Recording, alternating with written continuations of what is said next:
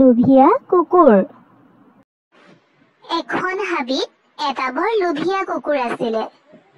এদিন সি খাবলৈ বিচাৰি গোটেই হাবিখন চলাথ কৰিলে আৰু তেনেতে এটুকুৰা মাংসৰ টুকুৰা দেখিবলৈ পালে। এই টুকুৰা দেখোন মাংসৰ টুকুৰা। ভালেই হ'ল, আজি এই মাংস টুকুৰা মই অকলেই খাম। ইয়াত খালে কোনোবাই দেখিবহে। যাওঁ, হাবিখনৰ ইটো পাৰলৈ গৈ লওঁ।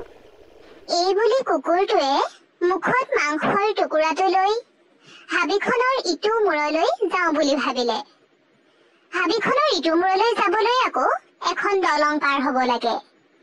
দলংখনৰ ওপৰেদি যাওঁতে কুকুৰটোৱে দেখিলে তলত আন এটা কুকুৰে মুখত এটুকুৰা মাংসৰ টুকুৰা লৈ গৈ আছে।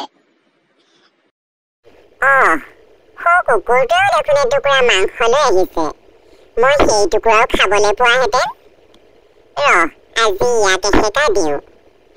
এই বুলি ভাবি কুকুৰটোৱে পানীত জাপ দিলে। বেচেৰাই গমেই পোৱা নাছিলে দলংখনৰ তলত যে পানীহে আছে।